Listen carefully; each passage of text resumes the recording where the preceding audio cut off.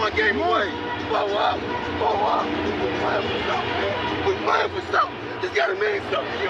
They gotta mean something. Everything you got. Let's finish this. Do it, fellas. Let's go. Let's do it, fellas. Finish 2 3. 1 2 3. Finish. Hey, beef with me, I shoot the block, don't die, we spin again. See a 10 and shoot my shot like bitch, I'm tryna win.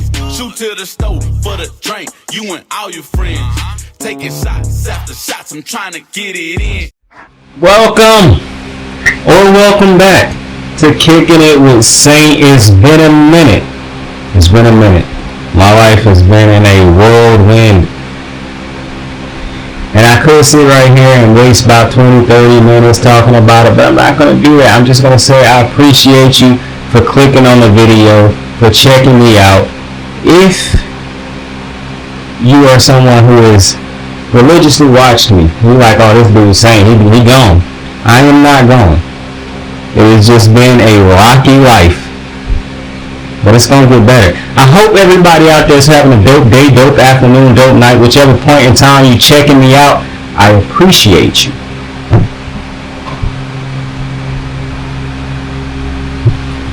You could have been anywhere else in the world, but you chose to stop by here, and I appreciate you for that. We got a lot of things to talk about. The last time I made a show, I talked about wrestling. That's not our top topic of conversation tonight. We gotta talk about the NBA. We gotta basically do our season-long conversation of the NBA, because we know I don't really cover the NBA on the channel too much. More of a football channel at the moment, but I do have some thoughts about some of the things that has happened in the NBA. The finals have come. The finals have gone. I promise you I would have covered it at the time if I was able to, but I was not able to. Once again, I could probably get into that later on, but just not going to get into it right now. But congratulations to the Oklahoma City Thunder. They win their first championship in franchise history. I know the Supersonics won one, but that's Seattle. This is Oklahoma City. Two different franchises. So shout out to the Oklahoma City Thunder. I know people say things could have been different if Tyrese Halliburton hadn't torn his Achilles in that Game 7 because of how he started, but it is what it is. The Warriors would be, Steph Curry would have, 5 championships more than likely at this point if Kevin Durant and Klay don't go down. That's just how this thing goes. So congratulations to the Oklahoma City Thunder. They finished the story. I think this is the second youngest team in NBA history, if I'm not mistaken, to win an NBA championship. And they got a hell of a roster. They dominated for the most part throughout the playoffs. When they won big. So a lot of people doubted them last year. There were people who doubted them this year, but I saw a lot more people rocking with them this year, saying that they thought that Oklahoma City was going to get it done because they made a lot of great moves in the offseason. But as great as that is, we will get back to Oklahoma City. And shout out to Shai who just signed a huge extension. Chet Holmgren just signed a huge extension. I'm imagining Jalen Williams is going to end up signing a huge extension.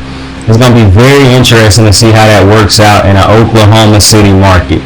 Can you pay Chet Williams and your superstar, your MVP, your finals MVP, Shai Gill? Can you pay all three of those guys max contracts and still put a team around them to compete every year?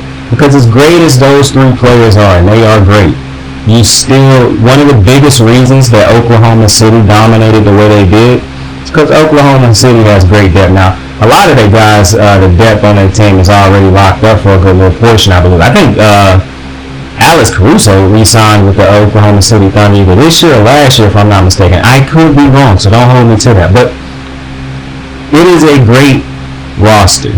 But how long can you keep that type of roster together? Because I imagine they're going to pay Jalen Williams. I can't imagine they're going to let him walk like they did Harden a couple years ago. I don't think that's what's going to happen. I think they're going to pay all three guys. They already going to pay 2 of them. So I think that Jalen Williams will get paid. So it's going to be interesting how that money works, because now Oklahoma is about to enter a state of We won a championship. The goal is now to win every year, even though you do get a reprieve because you just won a championship. So, like, if they don't win it in the next 2 years, I'm not going to hold that against them. But now you expect now, even though I'm not going to hold it against them, it is a roster that's rather expensive now. And once that money start kicking in that you paying Shai, that you paying Chet, that you paying Jalen, now it's more of a we need to win as quick as possible because we're not going to be able to keep this roster together for too much longer. I'm not talking about the main three. I'm talking about all the talent that you can put around them. So it's going to be very interesting to see how Oklahoma City plays this thing out in the next couple of years. And also, if you Sam Presti and you the GM of and you the higher ups who make the decisions in Oklahoma City, they've been pretty good at drafting great players and making great trades. They brought in Shai, they drafted Chet, they drafted Jalen. So it's been that to me. This is as close to how the Warriors built their team and maybe Denver. They drafted most of their great players. They made a big-time trade or signing in the offseason to take them over the top. Now it's different, a little bit different for the Warriors because obviously Steph Curry won before they were able to do all that. But still, it's kind of well, I don't want to say it was an expedited process because we saw them get better every year once they started to become a threat. But like it's not completely the same, like it's not mirror images of each other, but it's the way that these teams built and the way they got to where they are now. Now, obviously, I'm not comparing them to the dynasty that the Warriors were because they just won one. But what I'm saying is the way that they have built their team is, to me, is smart team building.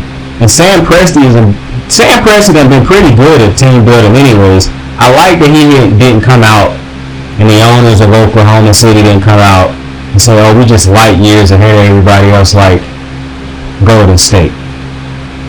We'll get to Golden State later, but the team building of Oklahoma City has been phenomenal, and it's been very impressive, and that's why I salute them for getting it done in the end and capitalizing. Like I said, I know there's going to be some people out there who try to diminish it. Oh, Buddy got hurt, they wouldn't have won. I'm not here to decide or to debate that. I'm just here to congratulate Oklahoma City and look forward to the future of what Oklahoma City has next.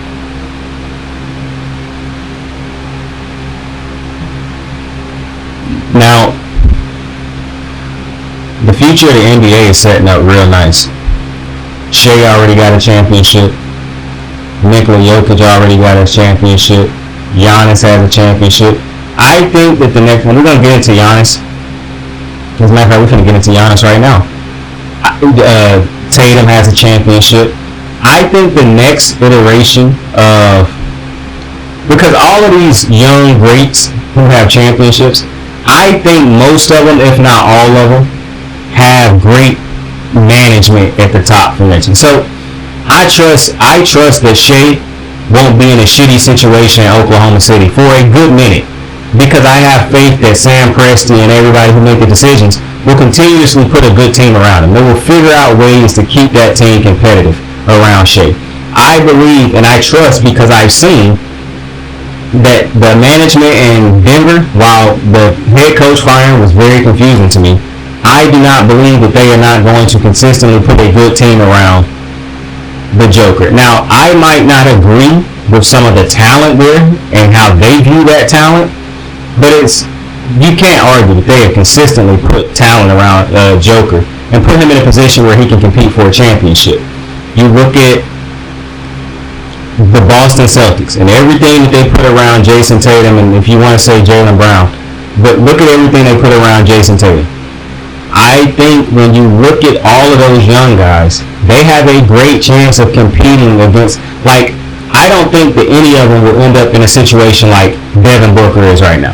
Where Devin Booker he's been to a finals, but he hasn't won one like those other dudes. And he done had some good teams around him, but now it looks like it's getting to a point where I don't even think that the teams have been great around him. I think they keep putting players that are good, but it's no fit really. What they had earlier, they done slipped off. Like, it's almost like they panicked and just completely forgot that this thing takes time. And they tried to rush the process and skip steps. So you get rid of Chris Paul, you get rid of Monty Williams, you get rid of all of those pieces around Devin Booker, and you bring in Kevin Durant. That didn't work, so now we're going to bring in Bradley Beal and take some more parts. I just think if they had not have panicked, Kevin Durant probably should have never been a Phoenix Sun. You have to, I don't even mind firing Monty Williams because it was very clear that he just was not going to get anything out of DeAndre Ayton. What I would have done was brought in a different head coach to try to get the most out of DeAndre Ayton, Chris Paul, and Booker. They were right there. They lost to a generational talent in Giannis Antetokounmpo, and then I believe they just panicked from that point. And yes, they lost to Luka, but those were not bad Mavericks teams either. Those were great teams, and Luka got to a finals, and they tore that thing down in Dallas. Now Dallas lucked up with how the draft worked out, and now if AD and Kyrie can stay healthy, that is still a big thing. Like I said last year when the trade happened, it's kind of crazy trading Luka when you got two guys that are injury prone and both of them got hurt. So to me, the Dallas thing is still up in the air, but I just think that the Phoenix Suns panicked, and now Devin Booker is in a situation where it probably made more sense for him to be traded in a lot of people's minds. But I'm willing to give, if Phoenix can figure out how to get Bradley Beal off the books, I think Phoenix can rebuild this thing with Devin Booker. But the question is, if Devin Booker is standing around watching all these other great players, now maybe Devin Booker cool being in Phoenix, making the money he's making, and he got faith that Phoenix will figure it out. But what if Devin Booker say, I done made a lot of money, and I'm still going to make good money. I'm trying to go compete and win a championship because my organization done lost its way. We don't have a clear direction. What if that happened? So, to me, now, this was supposed to be about Giannis, and it's going to get to Giannis, but when I was thinking about all the young talent, I remember Devin Booker. Like, Devin Booker to me is just as great as those other young dudes I just named. I just don't think his team did what, like, OKC did not get to where they wanted to get to last year. But they didn't panic and tore down the team and made erratic moves and kill all the depth to bring in one great player. Like, they never did that. And now they are champions. You look at Denver when they won their championship. They were so close every year. Joker keep winning MVP. They fell in the playoffs, but they just missing piece. They didn't tear down the team. They made key additions to help with the depth on the bench. And they trusted the process and ended up winning it all. You look at Boston. Now, Boston they didn't tear down the team by like getting rid of Jason Tatum and Jaylen Brown, but they did make a move on Marcus Smart, which I still think was a great move because he was not consistent enough scoring-wise compared to what you needed at that position. Plus, you go get, and it's not like they tore down the team anyways, but they went and got Drew and Kristaps Porzingis. To me, when you look at, and those pieces made perfect sense for Boston at that time. To me, KD, it's not that KD didn't make sense. It's the price that you paid to get KD that ultimately didn't make sense. And it killed basically all the depth that you had when truly you weren't a KD away. You were a few, probably 2-3 good role players on the bench away from being a champion. Not a KD, but your team, your management miscalculated how far away a championship was because they panicked. That to me is what's likely happening, and not even likely. It's not happening to the same extent you might think, but I think that's exactly what just happened in Milwaukee. And the craziest part is, this is on Giannis. Because I see why Devin Booker hasn't left Phoenix yet. I don't think he is at that point yet. Now, I think he could get to that point now in the next couple years.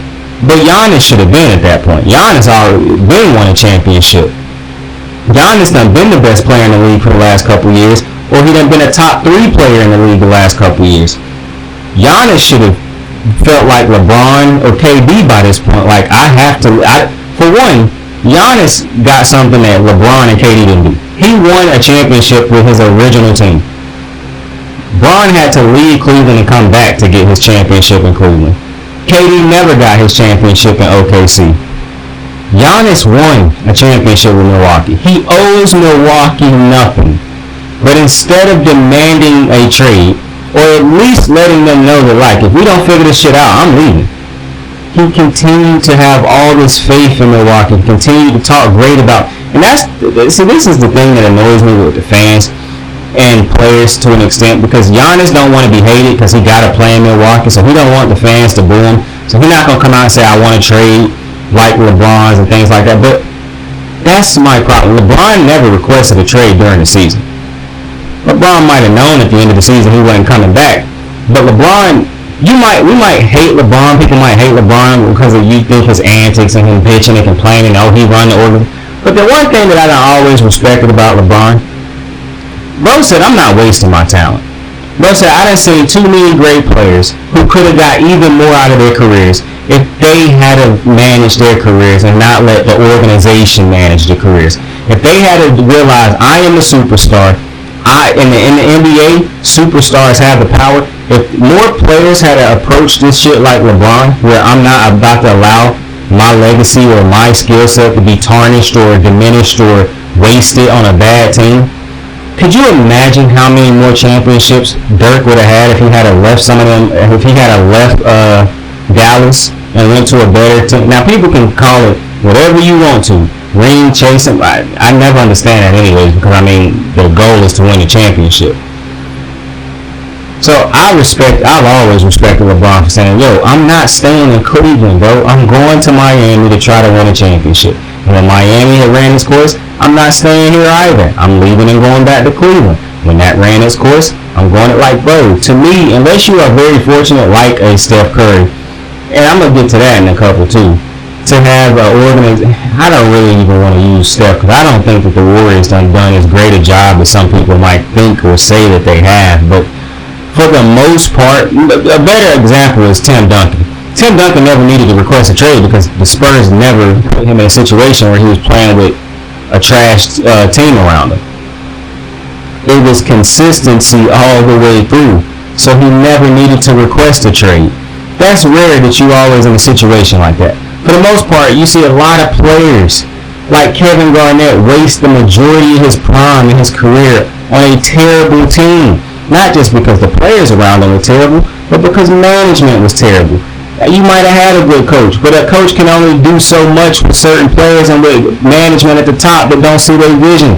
And Kevin Garnett stayed. LeBron said, I'm not about to have a Charles Barkley career, a Kevin Garnett career where I win one championship because I waste the majority of my prime. That's not going to happen. So I respect when LeBron did that. Giannis, in my opinion, is at the point in his career where he needs to do that, because I still think Giannis is a top 3 player in the NBA. And on a lot of different days, I'm probably going to tell you I think he's the best player in the NBA because of all that he can do. I don't understand how he does not understand that it has run its course in Milwaukee. It is nothing more to squeeze out of that orange. For one, I hate the Miles Turner move. I was very clear when I made that. I think if I uploaded that last NBA video, to me, Miles Turner, he was an average player for the Pacers throughout the playoffs, in my opinion. Like, he had a game or two every once in a while, but for the most part, he was not a difference maker, in my opinion. To me, adding Miles Turner does not make the Milwaukee Bucks that much better. Maybe against the bad teams they look better, but against the top tier teams, to me, Miles Turner does not do anything to a healthy. Now, obviously, Boston not going to be healthy this year because Jason Tatum is out, and obviously the Pacers are going to be missing Tyrese Halliburton all year. But I don't look at Milwaukee as any better than if Dame was healthy. Matter of fact, to me, a healthy Dame is probably better for Milwaukee than Miles Turner. Miles Turner, to me, does not move the needle to have been paid. Now, I'm never going to care about what you pay somebody. That's not coming out of my check, and I'm happy when motherfuckers get paid. But I don't know if that, like, to me, if I'm Milwaukee, why would I stretch Dame, sign Miles Turner to that contract, make the signings I done made this offseason if I didn't know for a fact Giannis was coming back after all that? I don't understand, and maybe you can trade away Miles Turner at some point in time, but I don't understand what Giannis would see in this team as currently constructed that makes this a championship team compared to any of them teams he had in the past that weren't that championship team he had in the past. I don't think this is a good Milwaukee team. I think it'll be good against bad teams, and I think it'll be as good as Giannis Antetokounmpo is. But how long is Giannis going to carry a team like this once again before he get hurt and lose in the first round again? To me, Giannis has to be at the point where I have to go explore some. Now, maybe this is just a pipe dream to me, but I think Giannis should be trying to figure out how to get to Golden State to play with Steph. Now, I understand if he wants to stay in the Eastern Conference, because you might think that the Eastern Conference is the root. I could even see Miami Heat move. But I'm thinking about all the moves that could be made right now. I don't see why he would ever be traded to the Lakers. I don't even think that's a move that the Lakers would make, because now you have Luka. So I don't think that's the type of move they're looking for. I think they would be looking for more. If they wanted to sign a superstar, I think it's going to be a superstar big man at this point. Or a superstar wing. I don't think it's going to be Giannis. To me, Giannis... Now, the interesting thing about Giannis is he do play a point guard type of role for Milwaukee. But much like KD played the way he played when he was with Russ, when you get over there with Steph Curry and in that system, I just think that will work with wonders for Giannis. Plus, a Giannis and a Steph Curry... I forgot they got Jimmy Butler over there. So, you know what? That might not be as likely. Well, if the Warriors want to get that trade done, I do believe they can get it done. But either way, Giannis should be trying to find his way out of Milwaukee. Milwaukee is not, you're not winning another title in Milwaukee, in my opinion, unless Milwaukee find a way. And I don't know how they can find, you know what be it? I just don't see it. I don't see it. Unless Giannis has an MVP season where he is just otherworldly and carries this team, that's the only way I can see it. I can see Giannis being so great that he can get past these teams in the East. The problem is the way he would have to play in order to, and how perfect he would have to be on a night-to-night basis throughout the playoffs to get his team to a finals. It does not seem realistic, in my opinion. Which is why I really want Giannis to leave. I really think it's multiple teams out there that Giannis could go. To me, Giannis is at that point in his career. He should be trying to play with another superstar player. He should no longer. I understand for one, Giannis got to understand wherever he go to, he's gonna be the man anyways. Because there's not too many teams out there. Now, obviously, he might not if he go to the Golden State, he's not gonna be bigger than Steph. But it won't be his team. But Giannis would be the focus of that team. And the way that KD was. Not to the same extent as KD was could shoot in ways that Giannis can't. But the way that they would be able to fit Giannis into that system where he is the number one option and Curry plays off of him and Butler plays off of him. I just believe Giannis is at that point in his career where he need to think about stacking a deck in his favor. Don't nobody give a damn about... It's going to be people who get mad, mostly Milwaukee fans. But nobody cared. Bro, I'm not trying to hear, oh, he got to go join other great... Bro, that's how you win. That's how you win. The OKC team, that was not just one great player. That was Shai, that was Chet, that was Jalen Williams, and a great supporting cast. This notion that dudes win it alone is insane.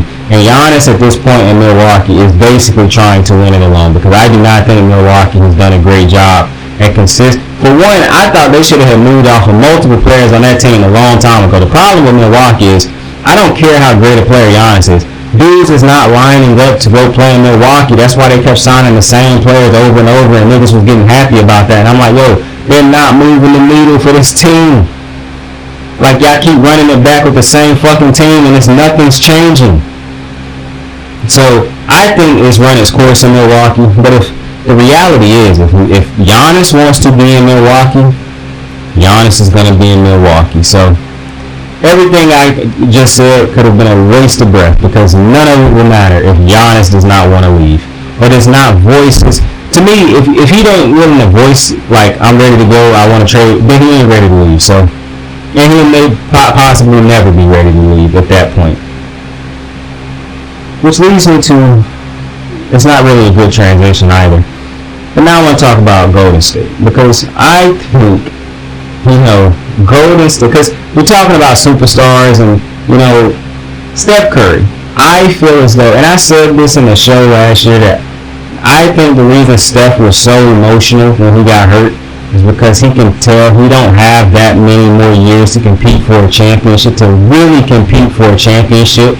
And he knew that they were better than Minnesota. And they might not have been better than OKC, but if you give me that opportunity to play against OKC in that conference finals and allow me to be great, who knows what happens? And then if I get to the finals again, if the Warriors had got to the finals against the Pacers, Steph Curry would have been getting ring number 5 or 6. I can't remember how many he got at the moment. I think it's 4.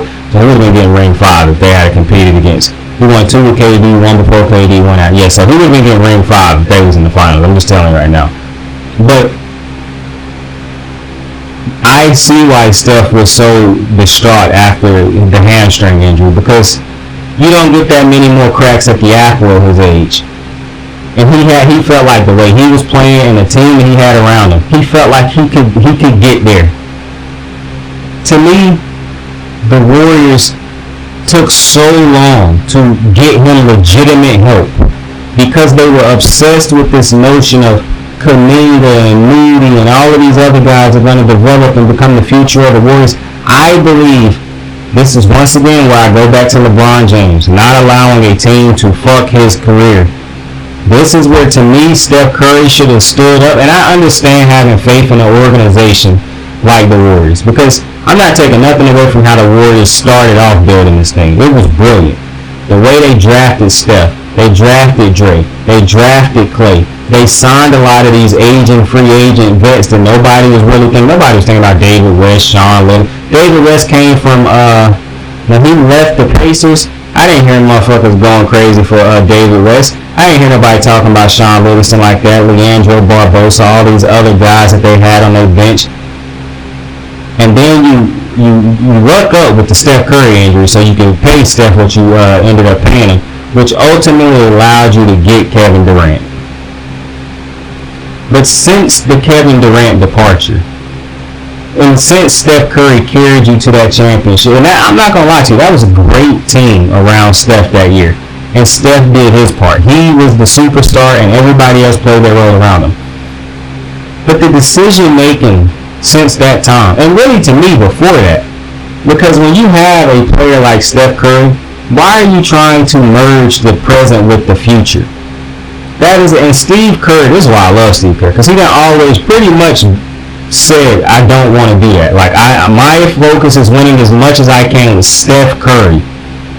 It seemed to me on too many occasions, the only person who understood that in this organization, not player-wise, is Steve Kerr.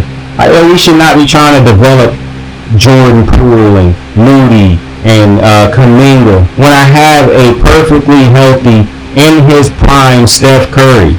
We should be doing everything in our power to get him as many shots at this title as possible. But the arrogance of Latham and Gruber we're smarter than that, we're light years ahead, and look at what you've done to Steph.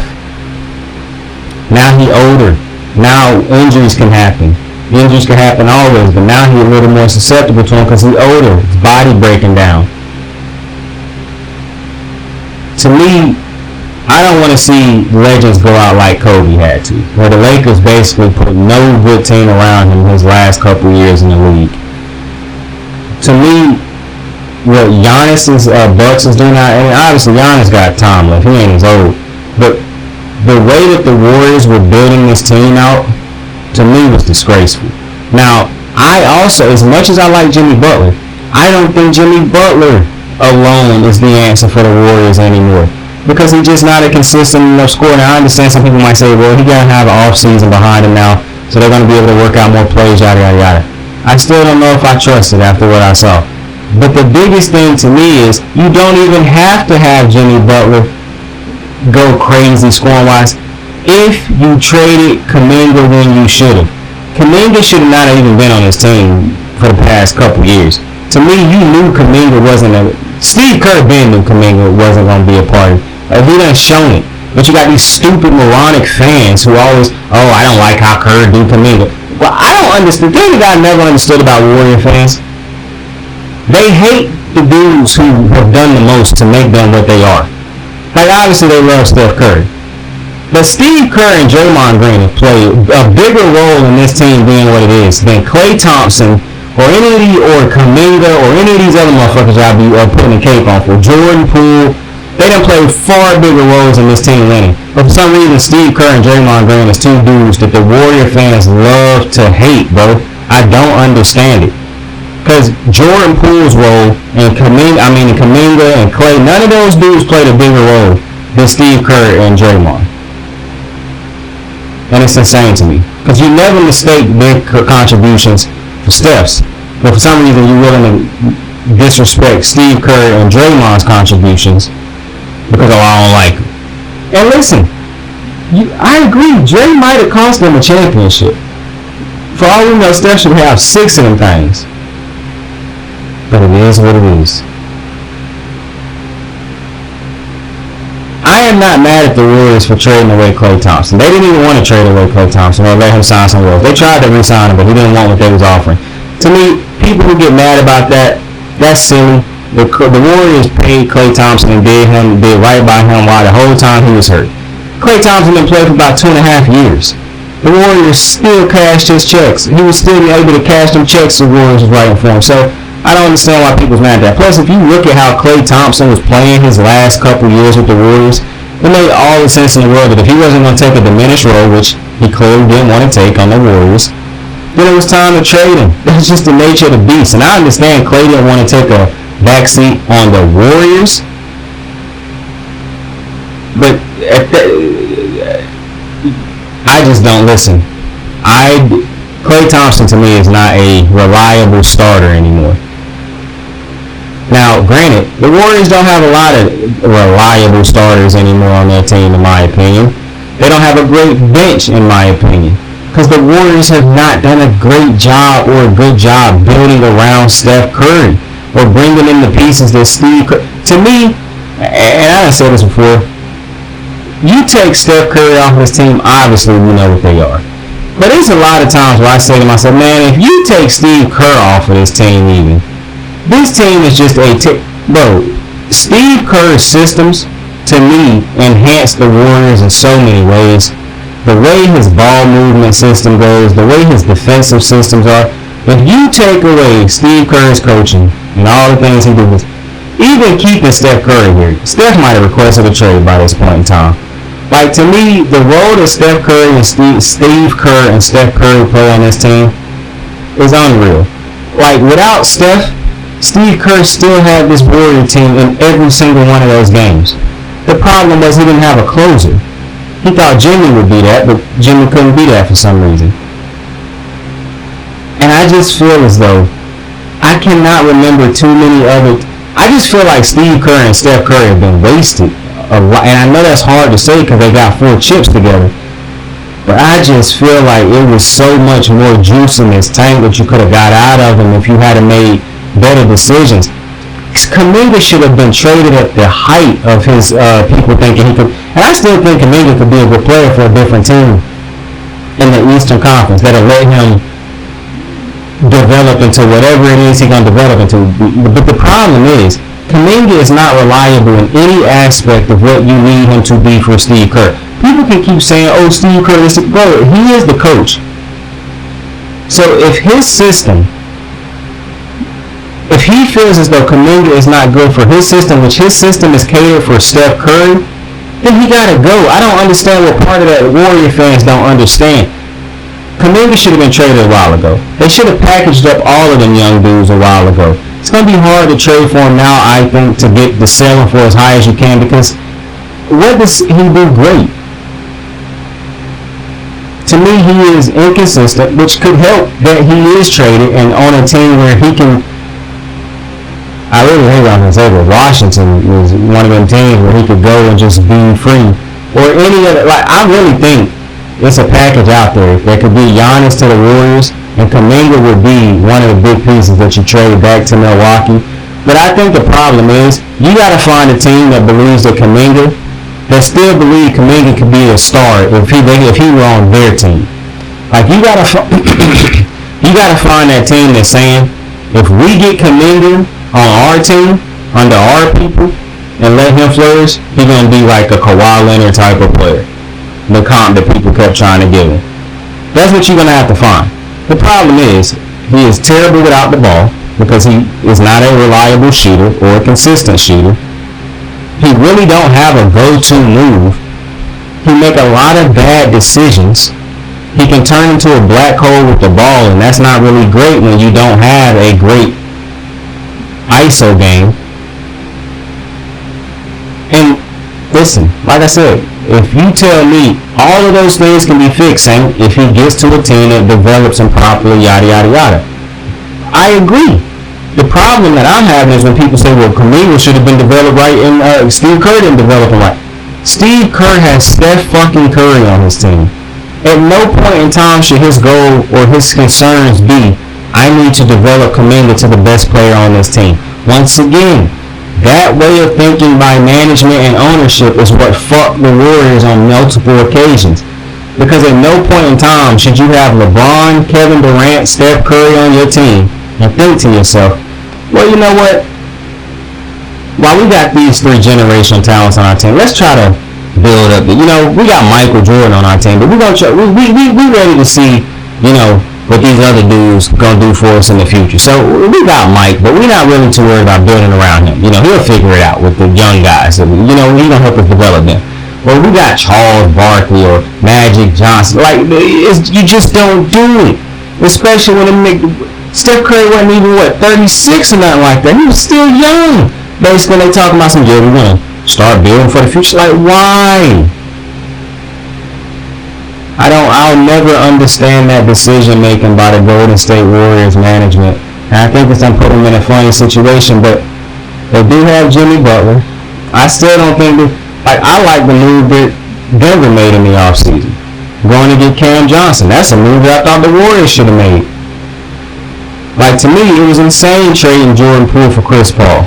I agree Jordan Poole needed to be traded, but for Chris Paul, and that's no shot at Chris Paul. Hall of Famer.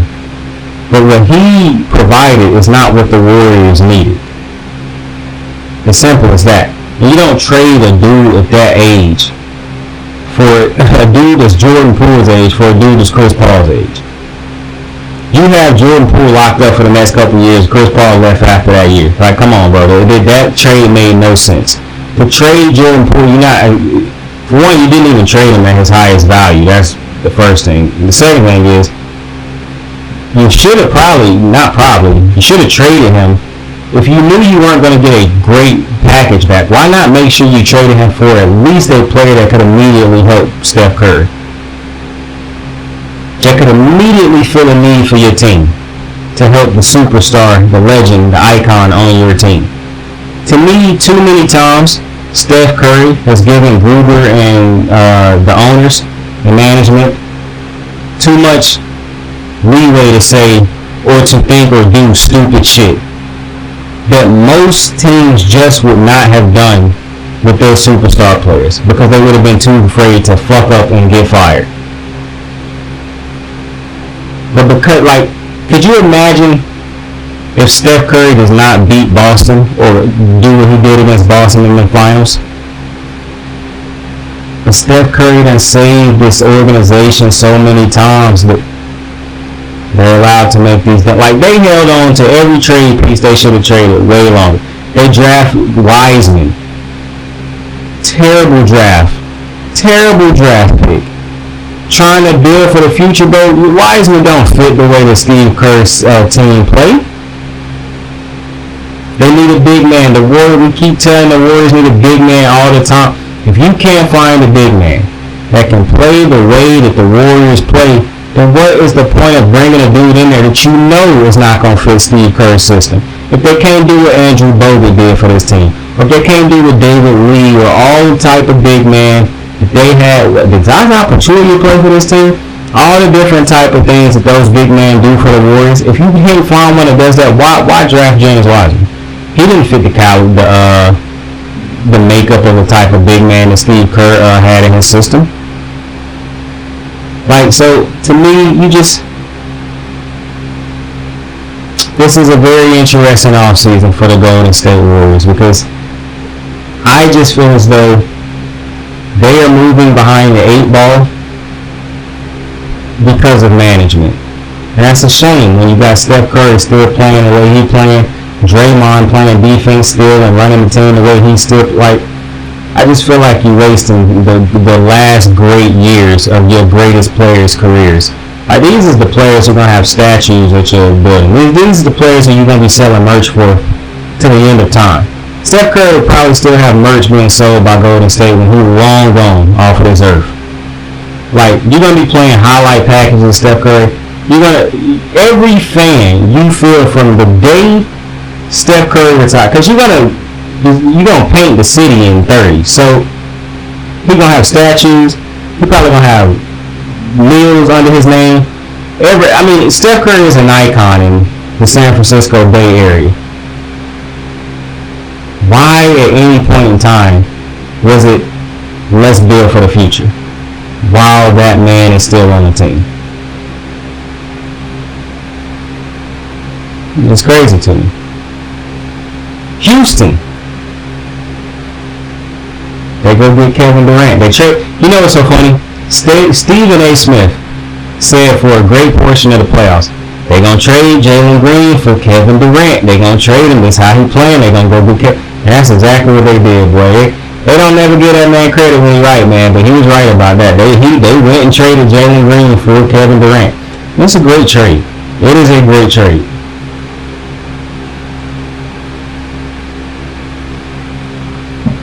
Assuming Kevin Durant is going to be the Kevin Durant that we believe Kevin Durant to be, this is a phenomenal trade. Because now you get that go-to scorer. Jalen Green was terrible in the playoffs, basically. Had one good game against the Warriors. It's terrible all the way else through. And the problem with the Rockets is, as great as you play defense, when you are so inconsistent in scoring in the half court and you have no go-to scorer and you got to go against a closer and Steph Curry, you have yourself a problem. Now you have a closer in Kevin Durant. And for Houston, it's going to be, can you keep Kevin Durant healthy? And on top of keeping Kevin Durant healthy, can you do what you did last year now that people know you are coming? Because it's one thing to sneak up on people. Oh, that's a good young talent team. They're making some move, blah, blah, blah. Now people know you're good. Now people believe you're competing for a championship. Green, Van Vliet, Amen Thompson, Kevin Durant. Now, I still don't love this Rockets team, and I'm a bit, I don't even know what's the word I would use. Like, I want to see the Rockets. I really want to see them in a 7-game series before I go. Because I don't know that, like, Amen Thompson, I get you basically taking the ball out of his hands this year and asking him to just be an athletic rim runner, defender, basically. Because why would you let him take 20 shots now that you got Kevin Durant on the team? So I don't actually think, like, and to me, what system can you put in place that would really, to me, the system really should be to help Kevin Durant and Van Vliet score more and maybe Green. Because in my opinion, the Amen Thompson thing, I can't let him trying to learn how to be a better shooter scorer slow down the development, or not necessarily the development. To me, this is what's crazy. When you're trying to compete for a championship, it's hard to develop players and compete for a championship because you might run into a team that's already developed, and it's just like, I would not take Houston over Denver right now. I wouldn't take them over Golden State right now. I wouldn't take them over. It would be hard for me to take them over. That'd be an interesting series between them and the Lakers. But I wouldn't take them over. I don't think I would take them over the Lakers right now. I wouldn't take them over Denver right now. It's just very hard for me to still, because while they did get the score that they needed, what if Golden State do get better and make better moves? Amen Thompson becoming a better scorer does not matter when you have so many other well-polished scorers. And to me, Van Vliet probably done took a step back as far as the dynamic scorer that we think him to be when he was in Toronto. So, and plus in the West, I just don't think he done been that same player. And I'm not saying that he's a bad player. I still think Van Vliet's a good player, but I I might take the Clippers over them right now still. A healthy Clippers team. It's tough for me because I still think what you asking Kevin Durant to do is to go out there and be every game you need Kevin Durant to close. And I don't know if Kevin Durant at this point in time in his career, if that's what I want to ask him to do every single game anymore, because it's completely different when you got a Devin Booker level score. So that's the thing I think people forgetting. The Rockets, the Rockets they didn't have a Kevin Durant level score, but they ain't got no Devin Booker level score either. Kevin Durant done been great with other scorers. Kevin Durant was good with Westbrook, and Westbrook was in his prime because Westbrook could score. He was great with Steph and them because they could score. He was great with Kyrie for however long that lasted because they were scorers when they were on the court together. Him and Devin Booker both are scorers. To me, when you look at the Rockets, you hope Sengun become a 20 plus per game scorer, I guess. You hoping Van Vliet raise his scoring average to 20 plus a game, I guess. But even then, they don't score in the ways that a Steph Curry, a Westbrook in his prime, Kyrie, Harden, Devin Booker. They not those type of scorers, Sengun and Van Vliet. So while I do like the move by the Rockets, I don't really know exactly how, because I think they still would be a great defensive team. But what happened when Kevin Durant the only dude on the team that's having a good shooting night? And Amen Thompson struggling scoring. Van Vliet struggling scoring. Sengun struggling to score. I think that still results in the Rockets' loss.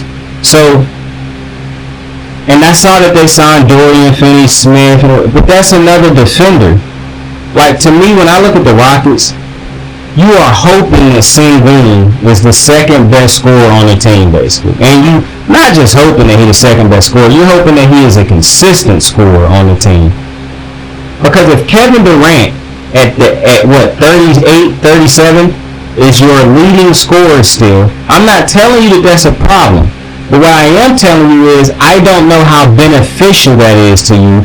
Because for one, Kevin Durant has never led a team that was his team to a championship, or he has led them to a finals, but that was a long time ago. But once again, James Harden, who wasn't the scorer that we thought he was still a great shooter and scorer at that time, but he wasn't the Harden that obviously he became.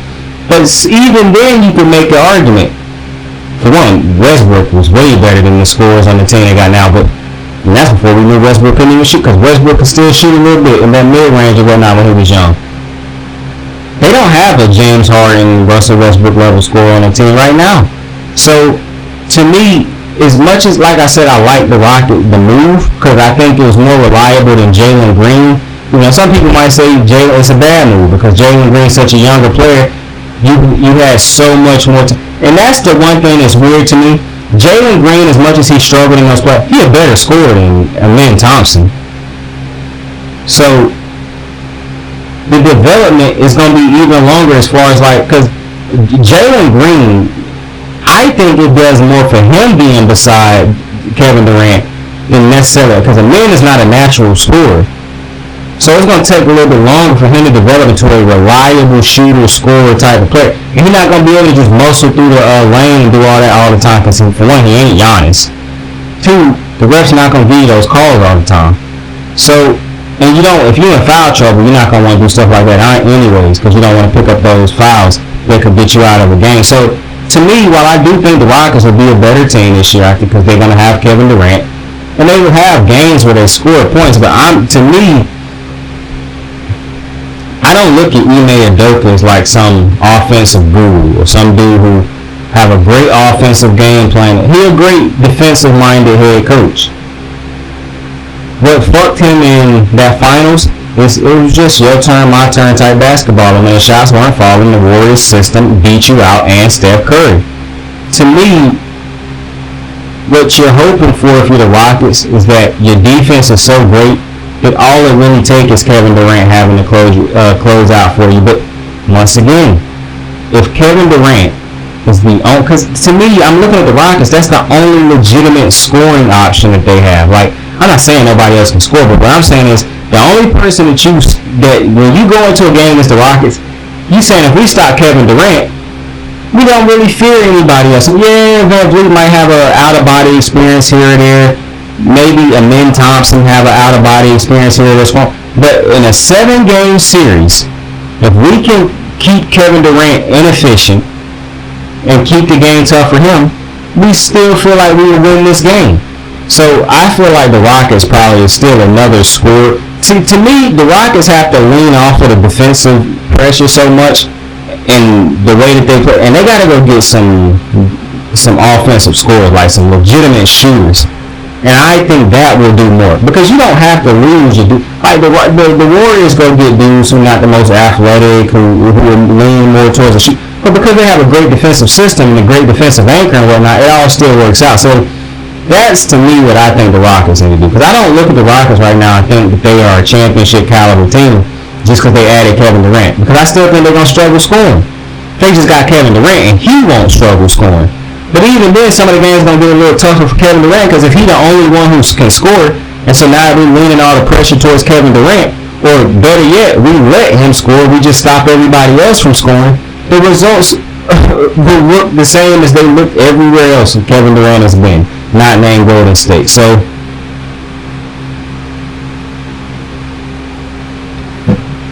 and to me, it's not a situation where he may just go out-coach everybody. Because there's some damn good coaches in the NBA. So, and he may not even a championship head coach. So, yeah, that's my thoughts on the Houston Rockets. I'm trying to make sure I hit every major trade that I wanted to hit. I'm trying to think. I think I'm forgetting. I know CJ McCollum was traded to what's the team? The Wizards. I saw Drew Holiday is probably going to get bought out. I'm interested to see where Drew Holiday signs. That would be very interesting. I'm interested to see if Dame Lillard signs somewhere this year, or did he just sit out all year in rehab? But I'm interested to see if he ends up signing somewhere, or where he signs, because he's not going to play this year, I don't believe. It's one more player I feel like I'm forgetting. Oh, Jaylen Brown. I heard he could possibly be. Oh, and I know Porzingis was traded also. That'll be interesting for Porzingis because they got one great year out of that man in Boston, and they led to a championship. And I'm not gonna lie to you, when he struggled the way he struggled in the playoffs this year, for whatever reason he may have struggled, I had a feeling that Boston was gonna let him go at the end of the season. I'm not gonna lie, I feel like I saw that coming, but I feel like I done talked about everything I wanted to get to in the NBA. If I forgot something, I just come talk about it in the next show. But with that being said, I appreciate you for joining me on another episode of Kicking It with Saint, NBA edition. Talk some basketball. Tell somebody you fuck with them. Tell somebody you love them. You can be anything in this world, so choose to be kind to somebody today. You never know what one another is going through. It's a tough life. It is a tough life. So give people a smile. Give people respect. And let's keep it moving. Let's be better people. I fuck with you. I love you. And I'm wishing you all the best. Say now. Do you view this season as a failure? Oh my God. Okay, because I'm not that up. You asked me the same question last year, Eric. Okay. Do you get the promotion every year on your job? No, right? So every year you work is a failure. Yes or no? No. Every year you work towards something, towards a goal, right? Which is to get a promotion, to be able to take care of your family, to be able, I don't know, provide the house for them or take care of your parents. You work towards a goal. It's not a failure. It's steps to success. I got the moves like hot sauce. Lil' mama taking the top off. I'm laying down getting topped off. After this, she know she getting knocked off. I know she loving the money, so I keep on thumbing and thumbing. She say she horny when she taking shots, so I keep them coming and coming. Now I'm putting dick in her tummy, scoop her up like I'm raking her something. You would think shawty ran track, the way that she running and running. You getting dumber and dumber, you out here chasing the bone. After she finished from giving me dome, the Uber is taking her home. Tight.